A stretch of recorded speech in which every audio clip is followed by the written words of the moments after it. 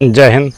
नमस्कार किसान साथियों, मैं लक्ष्मण आज आपको कुछ विशेष फसलों में कुछ विशेष दवाओं का विशेष रिजल्ट के बारे में बताने जाऊंगा कि कोई भी आप खेती कर रहे हैं तो उस फसल के लिए देखिए कुछ रोग बीमारियां विशेष आती है, तो उसके लिए कुछ दवा भी स्पेशल होता है।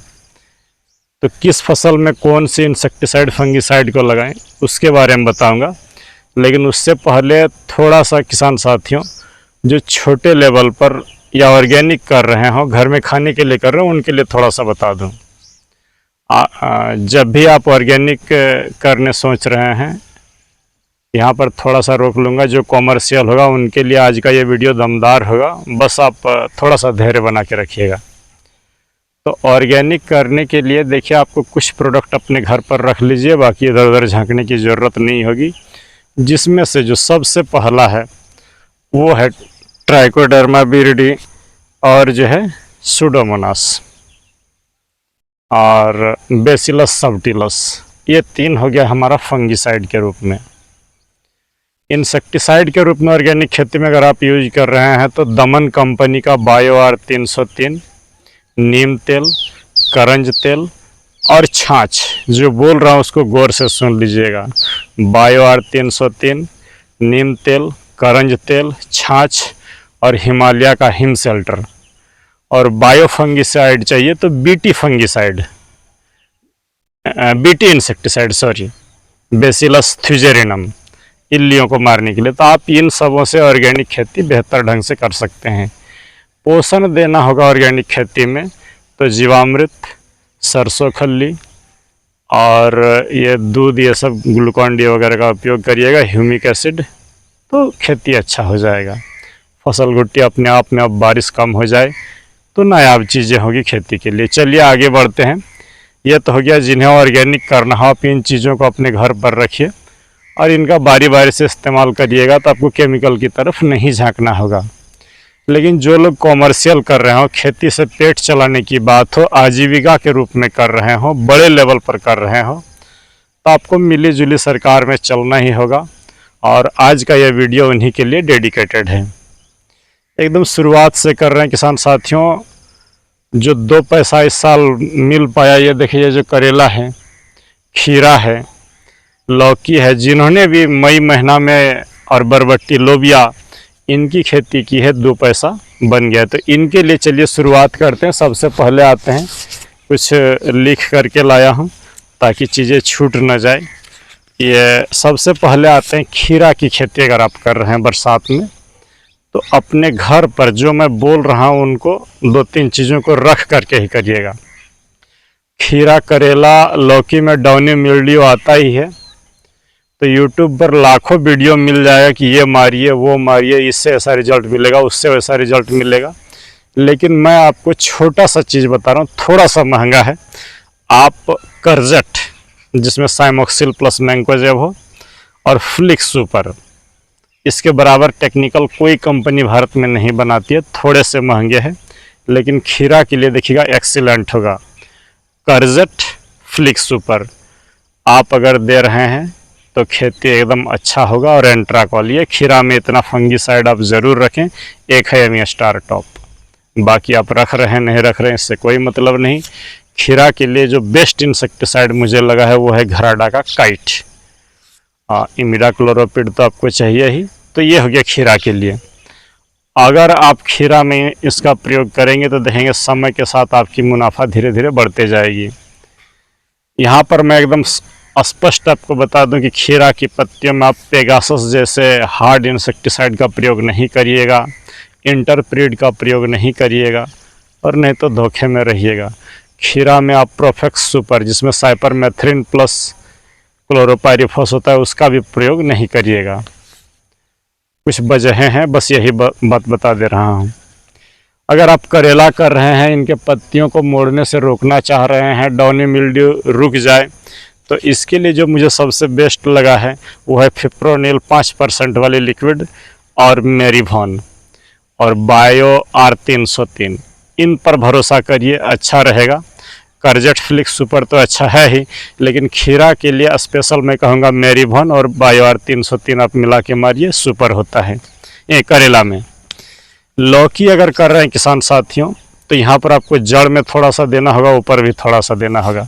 तो लौकी के लिए जो मुझे सबसे सुपर लगा है वो कॉम्बिनेशन है एमिस्टार टॉप और फिप्रोनिल माने रिजेंट का। ऊपर में इसको अगर आप हर 10-12 दिन पर दे रहे हैं तो लौकी सुपर रहेगा।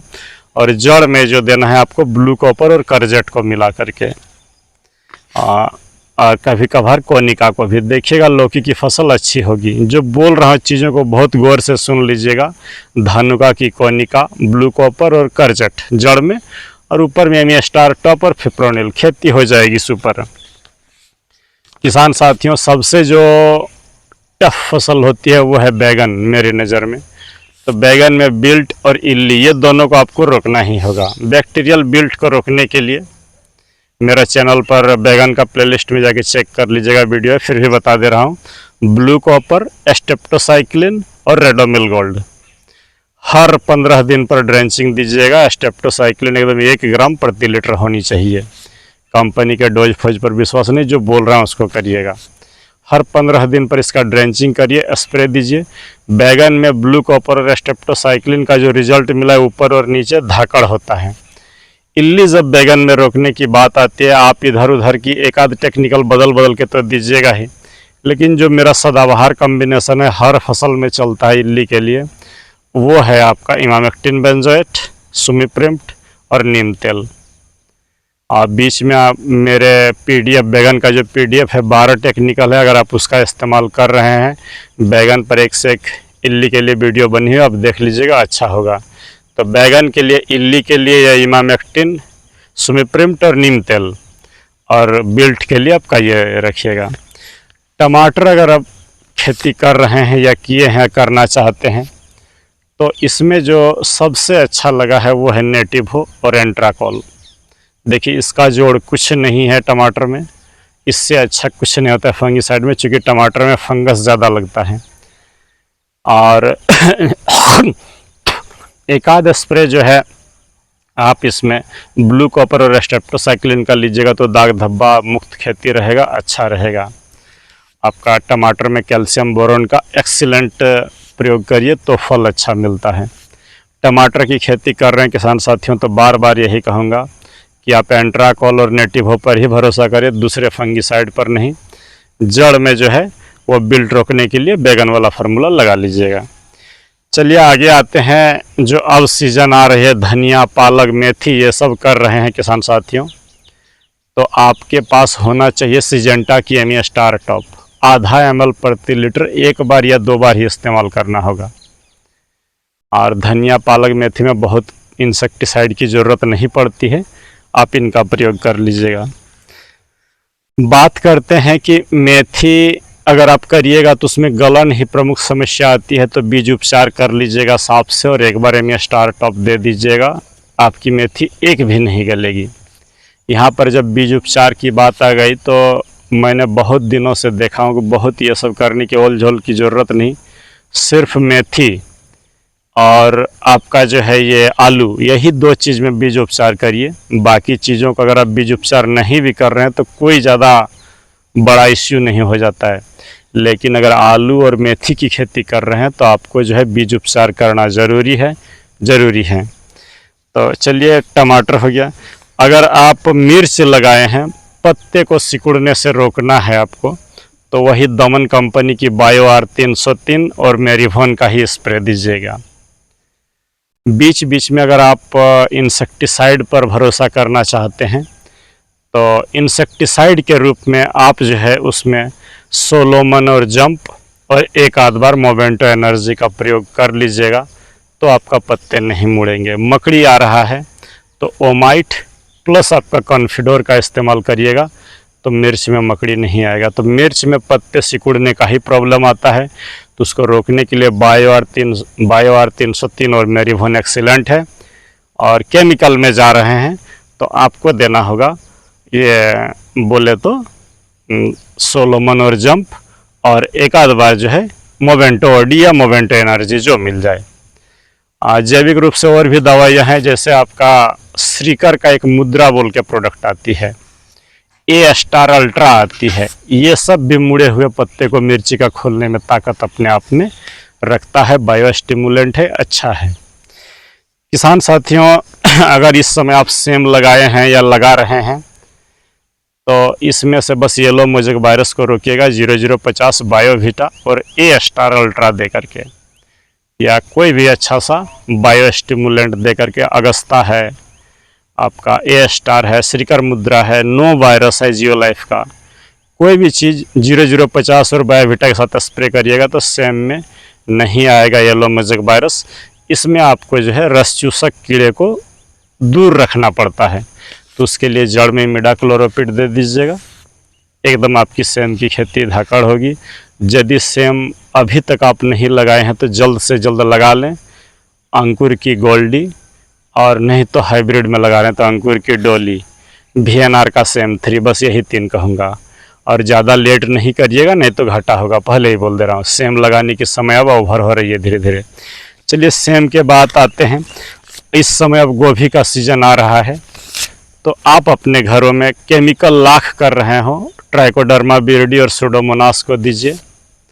दूसरी दवाइयों का ज़रूरत मैं देखा हूँ केमिकल वालों की ज़रूरत नहीं पड़ती है, और केमिकल में खर्चा ज़्यादा आ जाता है, लाभ कम होता है। आप कॉमर्शियल भी कर रहे हैं तो ट्राइकोडर्मा विरिडी और सुडोमोनास और बेसिलस सबटिलस, इतने से आपका फंगस रुक जाएगा। इल्ली के लिए आपका जो है डेल्फिन WG सुपर ऑर्गेनिक होगा, बस यही बात बता दूं।